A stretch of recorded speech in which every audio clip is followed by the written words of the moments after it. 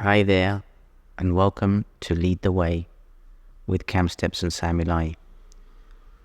Today I'm going to really focus on the idea of communicating with your stakeholders and service users, and to ensure that the best outcomes are achieved for all the people you serve. We're going to go through 10 points here, 10 simple points, just to make sure you've got the basics. And if you need more help or more support, do reach out. But everyone as a leader should have this in their repertoire, in their toolbox, to ensure that things happen the right way, consistently, every day. So number one, we want to use inclusive language. I've written a whole book on the 9 protected characteristics and the type of language we should be using when we talk to people, when we listen to people, and how we behave around people. This means being mindful to the words that we choose to use, we choose to deploy, to ensure that they're respectful, considerate to all backgrounds, wherever they may be, and all experiences. Avoid assumptions, don't speak too quickly about family structures, about cultural practices, and always ask how people prefer to be addressed.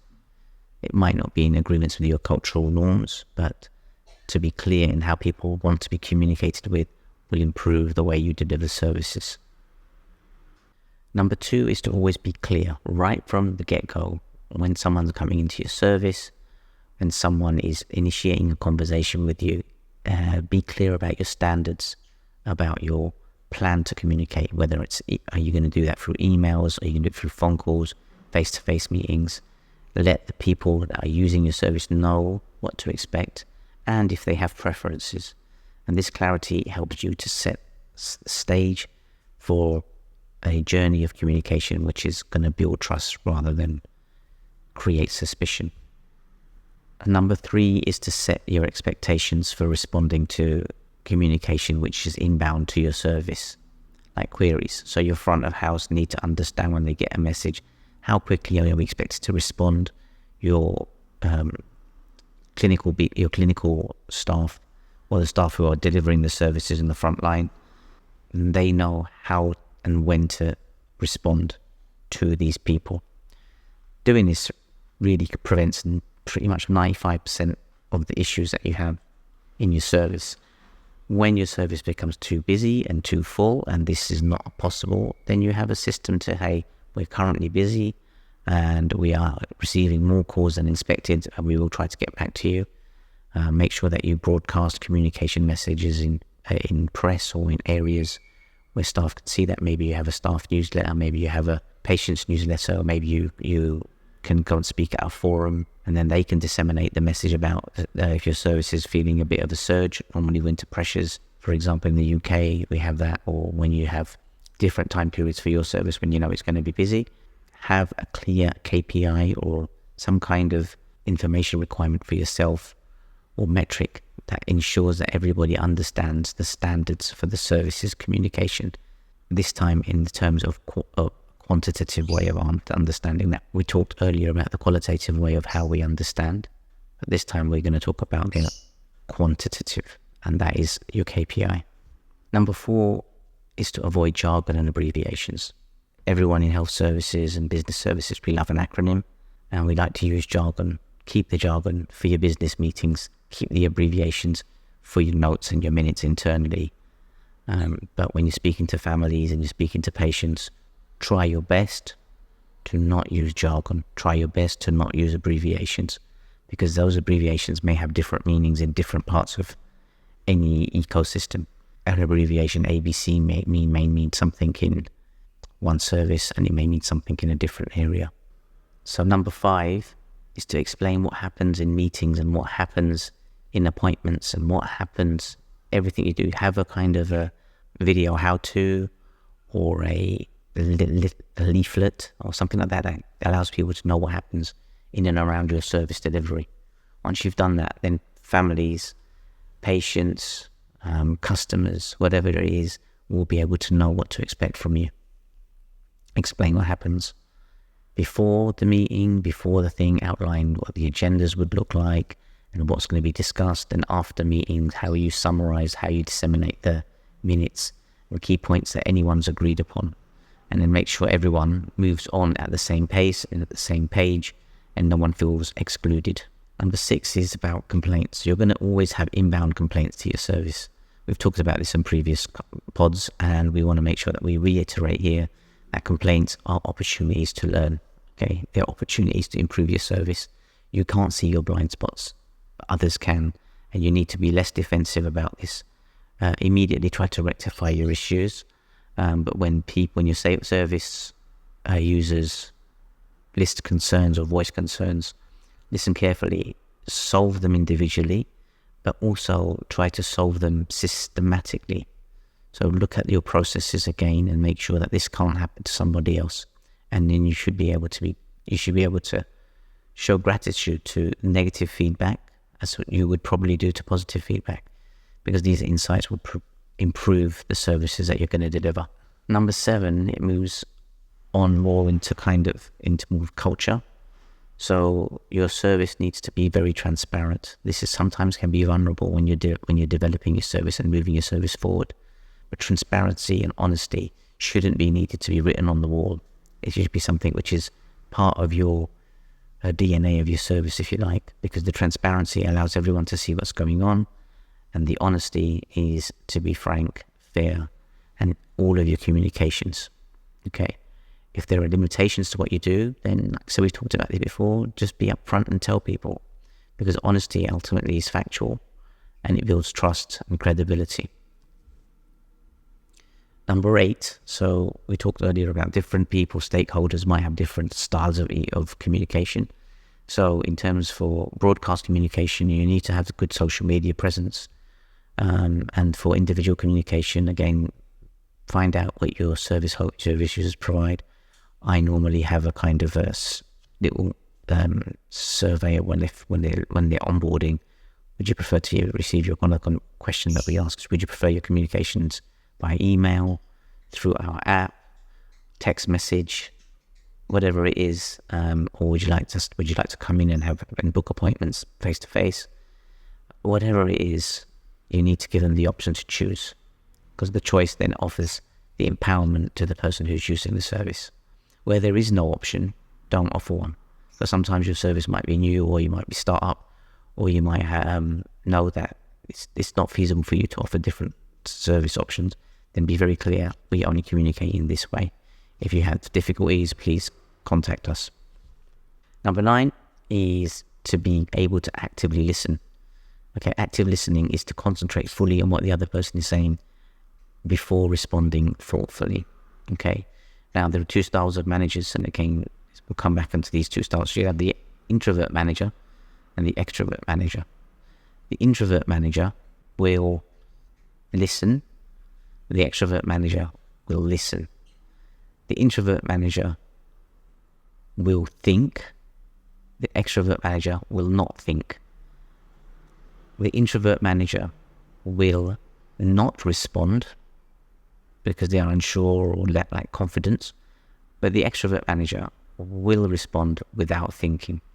So there's work to do whether you're an introvert or whether you're an extrovert. Make sure that if you're an introvert, make sure you know that you've thought about it and you have something valid to say it.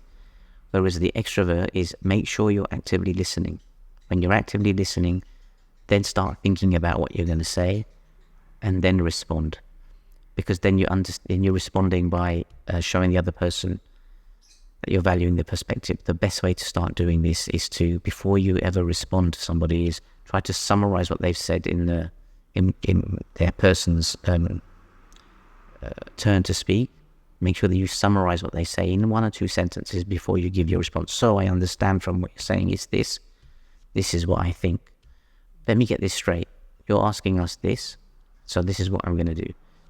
So then they know that you've heard them exactly what you're going to say. If you just sometimes start rambling on, you could go down a rabbit hole, and then they may think that you've gone down a rabbit hole, or actually you're taking them down a little bit of a curve road to show them a different perspective.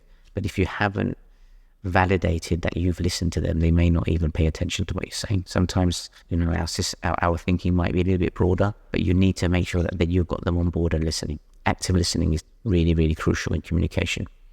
Number 10 is to make sure you follow up anything you've said that you'll do properly and in a timely manner. So it's recapping, outlining, saying what the next steps are. So I had someone come to me recently, said, I've got these issues with my manager, what can I do?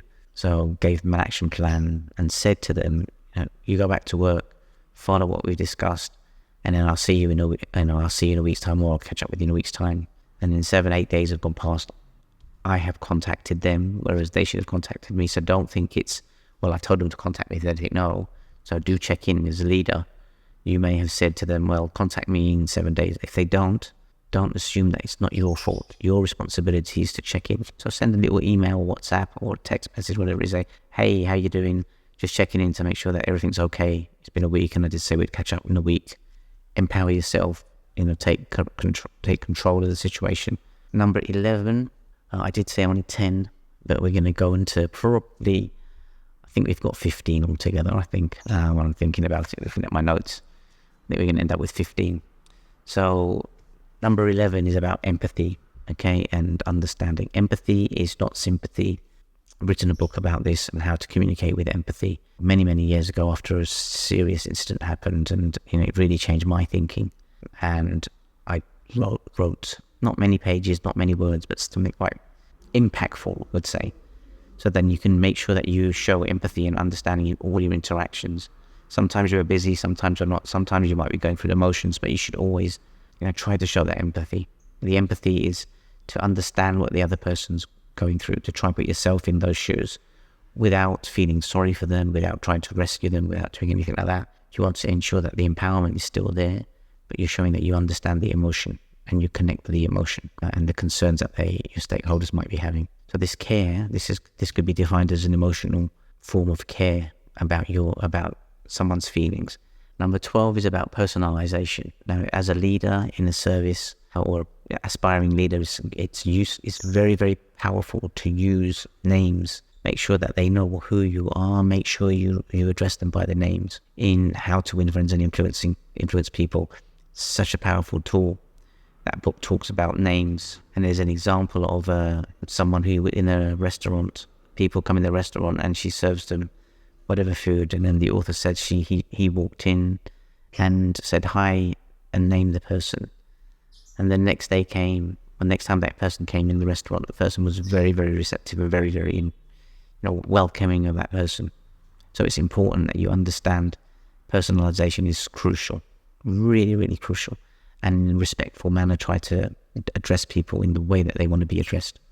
Makes a massive difference, and even sometimes potentially hot material can be delivered much, much more easier if you've built that relationship and you've got a name rather than just blank people in front of you.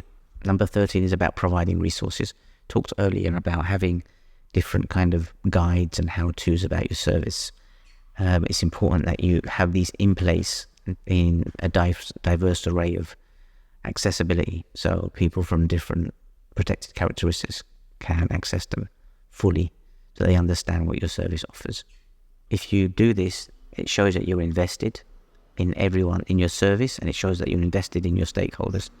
Your staff will be so grateful for it, and your service users will be so grateful for it. A simple thing like a leaflet telling people what happens after an appointment or what happens during an appointment. It's very, very, very, very easy. They can read it. You can send it to them by a text message. You can send them to my email, printed in your offices, in your clinic rooms or wherever you are. And that's really important that you do that. If you need help with the resources, most of the resources, nationally there'll be resources for you, but personalized, localized resources, if you need help with that, reach out. I would talk about number 14 penultimately is encouraging questions. So when you encourage questions, people think, oh gosh, it's going to be more questions and more complaints and so on, so on, so on. But you have to make sure that these questions are welcome. People ask about your service, because that one person who's got the courage to ask you a question is probably going to broadcast that to quite a few different people. If they turn around from your service and feel that they've not been listened to, that's what they're going to broadcast outwards. So you need to understand that broadcast message coming from you and then leaving your service through your stakeholders, through your service users. They may start off being hesitant to ask questions. So you, in your meeting style, in your emails, in your text messages, when you're speaking to them in the room. Never forget that. Has anyone got any questions? And if you've got any questions, please write them down. We'll answer them at the end of the meeting if we haven't covered the material off in the meeting. And make sure your meetings have enough space. Yeah, so if you've got 100% meeting time, 20% of that should be for questions and answers and A or B. Okay, and you need to make sure that's embedded. So if a meeting is 60 minutes long, 12 minutes of that 10 to 12 minutes should be for questions and answers. You may think I've covered it all, I know what I'm doing, but very rarely we do. And the last thing is to ensure that you have a continuous improvement program for your communication strategy in your service. And you can do this via audit, you can do this via quality improvement methodology, you can do this by, even more basic feedback mechanisms if you want.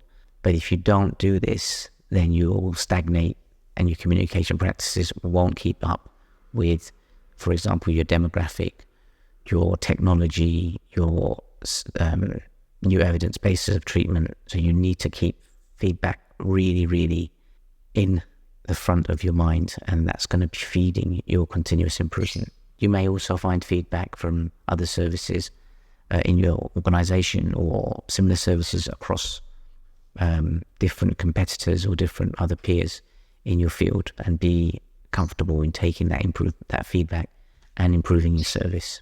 So those are the 15 things I would say that you need to think about as, basic musts to keep the communication in your service top notch. If you don't, communication goes down, your service users get really annoyed, they write to you in a very annoyed way, and then you end up in the cycle of just responding to complaints all day, every day. Rather than that, think about your service, communicate with all compassion, as open as possible, transparent as possible, be empathetic, be active in listening, and keep yourself and your staff in a position where you're leading this decision-making process, if you like. So this is where we're going to wrap up, and I thank you all for tuning into this episode of Lead the Way with Cam Steps, and I hope these 15 strategies help you enhance your communication with your stakeholders and your service users.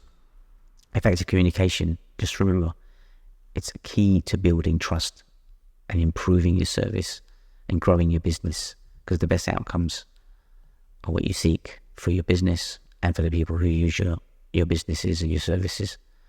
So if you would, please don't forget to subscribe and follow our podcast for more insights and practical tips. Until we see you again next time, keep leading the way, take care, and we'll see you in the next one. Please don't forget to subscribe to our channel and follow us where you can, and share this with others who you might think it's beneficial for.